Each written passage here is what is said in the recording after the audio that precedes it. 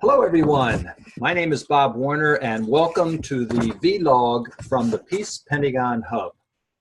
The Peace Pentegon is a conference and training center for progressive programs and sacred activism. The Pentagon is located on the beautiful Oracle Institute campus in Independence, Virginia, along the New River. And our hub vlogs focus on what we call the sectors of society, where every day synergistic solutions are emerging to help us build a new world. Today, I'm doing a Peace Pentegon vlog for the communication and media sector. And with me is Karen Everett, who is a thought leader in this sector. Karen is one of the world's leading documentary story consultants, a pioneer in the emerging genre of transformational film, and a powerful voice in the movement of what is called conscious filmmaking. As a guiding force behind New Doc Editing LLC, she's advised hundreds of filmmakers. Her visionary leadership and deep understanding of narrative structure has helped many filmmakers to get their documentaries screened by Sundance and PBS and HBO and a number of other top documentary venues. Karen taught editing for 18 years at the #1 U.S. documentary program at University of California, Berkeley's Graduate School of Journalism. Karen, it is such a delight to be able to spend a few minutes with you today. You too. Thanks for that great intro. You've done your research. That was really nice. Thank you. You're welcome. Well, let's dive right in. We only have a few minutes together, and I'm very excited to hear about your journey and about the current movie project that you've just completed and are now having distribution, as well as a broader question about your views about the role of documentary filmmaking. So let's just start with the beginning, and that is, tell us a little bit about your journey into documentary filmmaking. Sure. I was a sort of a lost graduate student when I was about 27, and I was in journalism school at UC Berkeley and thinking I wanted to do print, but I wasn't very inspired. And then I saw this personal documentary about being Black and gay. It was called Tongues Untied.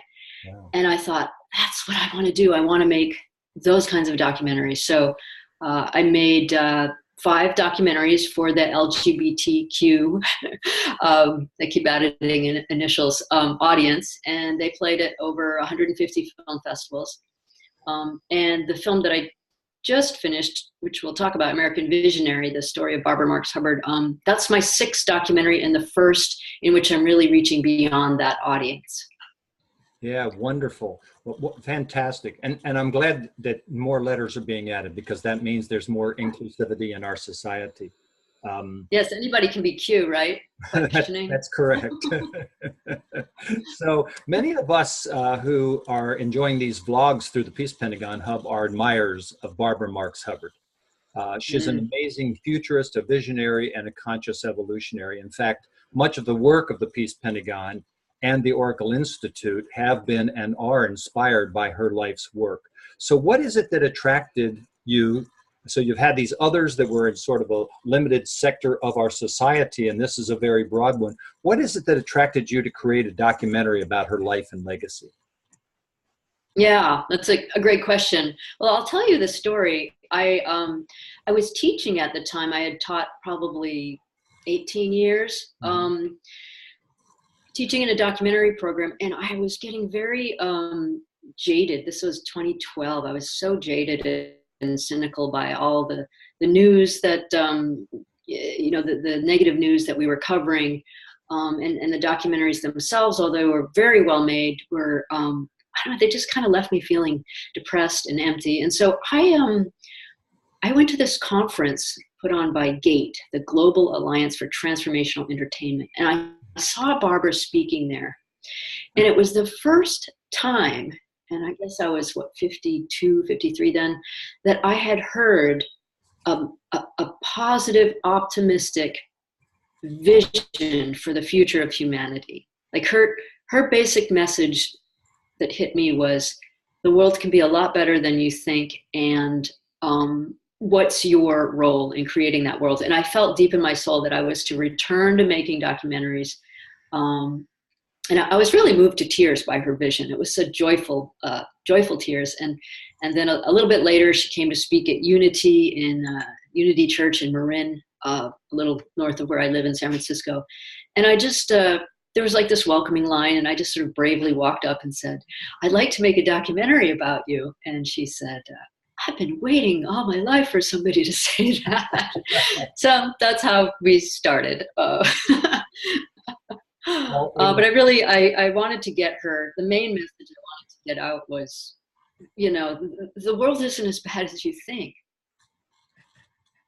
There is a positive vision for humanity. And now there are all kinds of books about that coming out, like, Peter Diamandis, his book, Abundance, The Future's Better Than You Think, that came out, I think, in 2013. And now, do you know Abundance Now by Steven Pinker, a Harvard professor? He wrote the Better Angels of Our Nature, about how there's not as much violence as we think. Mm-hmm. And his new book is all about basically Barbara's message that we're on this evolutionary track and things are much better than they ever used to be. And we're at this tipping point where they can accelerate very quickly, or we could devolve. So anyway, that's the message I wanted to get out. Thank you. Well, many of us, it was a turning point in 2012, and it was a turning point to meet Barbara, as it was for my wife, Noelle, and I. And we've now screened the movie about a half a dozen times and really have a strong feeling about what the impact of her life's work has been. But what's your perspective on the impact that you've seen specifically from the film and feedback from those that have had an opportunity to screen the film? Yeah, I'll go into that, and then I want to hear what you're hearing on the road. And thank you very much. Thank you, and Noelle, for showing the film at some Unity and spiritual Center for Spiritual Living venues. So I think the first impact's just on Barbara herself. She's all lit up, and she's reconnecting with old friends. Who wrote Conversation with God's books and wrote a biography of Barbara. We've been doing a series of Facebook Lives.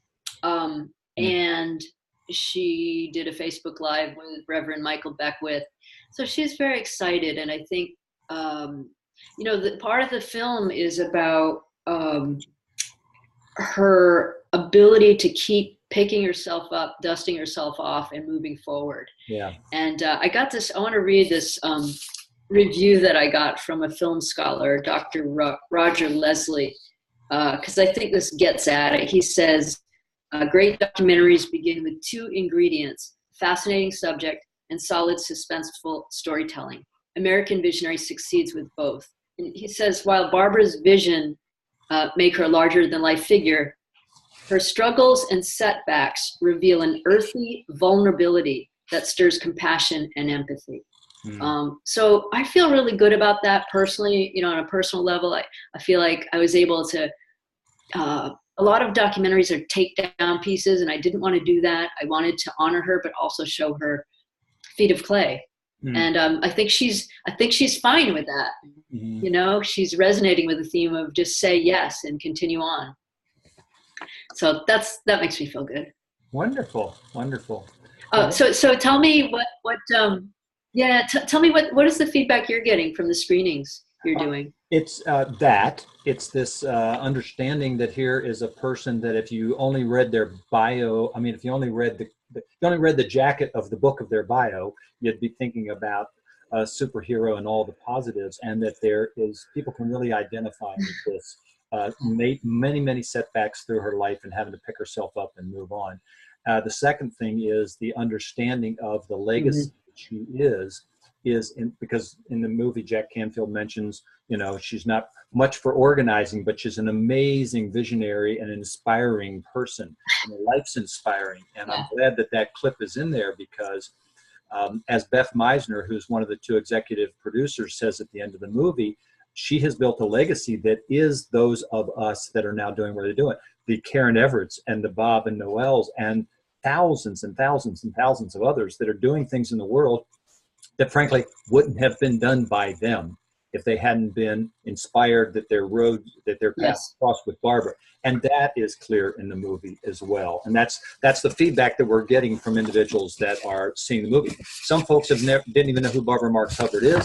Others have studied with her, and they really appreciate this invitation to live. They appreciate the invitation for them to live her legacy, which is them. And so it's been great fun to show it. I'm glad you mentioned, well, thank you. Thank you so much. And I'm glad you mentioned Beth Meisner, her husband, Ivan, and her stepped in just at the tail end to become executive producers and put up money to get the film marketed. And we have a distributor through Beyond Words. And so the next phase is kind of picking up where you and Noelle are right now, and getting the film out to hopefully hundreds of Unity churches and centers for spiritual living. So I appreciate the early buzz you guys are getting. Fantastic. So thank you. You're welcome. It's our Yeah. joy, indeed. So let's one final question I have for you is the very broad one, and that is, what do you see from your life's experience and reading and connections and networking and whatnot? What do you see the role of documentary filmmaking to be in advancing humanity's collective journey? I love that question. I think the role is huge. It's big, not just for documentaries, but for fiction films as well. But my experiences with documentaries and news, and I think it's big partly because so many people think that the world is falling apart and things are getting worse and worse because they're watching the news, which gives a very biased picture of what's happening in the world. And this is one of the themes, as you know, in American Visionary. So documentaries themselves have become equated with sort of hit pieces, like takedown pieces. And I think there'll always be an important role for investigative documentaries, like a Frontline documentary. But I have been sort of one of many voices saying to the independent documentary community, we need to stop making depressing films that nobody wants to see anymore. It's not that we don't take on the real issues of the day, but we need to start creating more solution-oriented documentaries that inspire and uplift people. And that's really hit a nerve. I'm now hearing like festival programmers talking that way. So that's exciting. And I think it goes back to like the mission of GATE, the Global Alliance for Transformational Entertainment, which is to create TV and news and media that uplifts and inspires. I mean, we really need that. It's sort of cliche to say, but it's so true. So in my work with documentary filmmakers, that's one of the things we try to figure out is how can we not only end the film with an inspiring example or call to action, but how can we keep viewers engaged in the beginning so that they're not just so, fed up they don't want to watch anymore. Yeah. Well, it's I agree, and it's amazing. Noelle and I watch a lot of documentaries, and we really have seen this effort, whether it's about health or food or the environment or politics or the economic situation in this country and around the world. Those documentaries that end in a action or end in a forming a community or end with a set of tools for continued dialogue locally or as an individual or as a household to take specific action. We're seeing more and more of those, and we're really appreciative of that because different people will be lit up by different things, and whether it's the health of their children or whether it's their economic situation or whether it's the air that they're breathing. And so that's fantastic. And to me, the American Visionary ends on the point of asking that question of what is my role to take to advance humanity's journey. And everyone's answer is different. And as our friend Lynn Twist at Pachamama Alliance has said, there's no small job, there's no big job, there's just your job. And so when the movies and Barbara's life story helps people ask themselves that question and act on it, it's fantastic. Well, Karen, tell us how people can learn more about your work. What's the best way to get in contact with you if people would like to do that or to access the film? You also mentioned about the Facebook Live videos. So tell us how people can find more about your work and get in contact with you. Yeah, I'll give my email and then I'll tell you the best thing to do. So my email is Karen, Karen, at new, N-E-W, doc, D-O-C, editing, editing.com. That's my business, New Doc Editing. I would suggest you go to the website AmericanVisionaryTheMovie.com. And you can get on the mailing list and find out more about upcoming screenings. And you can also buy the film there, or you can just go to barbaramarxhubbard.com and you can access the movie there. As I mentioned, the film will be distributed, or is being distributed, through Beyond Words. You can buy it there. But if you go to my website or Barbara's, 10% of the proceeds go to Barbara's Foundation for Conscious Evolution. Also, we just got some great news that I can't tell you the name, but there's a major distributor in the mind-body space that is picking up the film. So really excited about that. And if you join the mailing list, we'll keep you updated. Wonderful. Thank you, Bob. Thank you for asking. I really appreciate your help getting the word out. Wonderful. And we'll look forward to more specifics about that distributor and that information, because we do, through the Peace Pentegon Hub, we'll do it as a follow-on to this and share it with all of the readers and people that are involved at the Peace Pentegon Hub.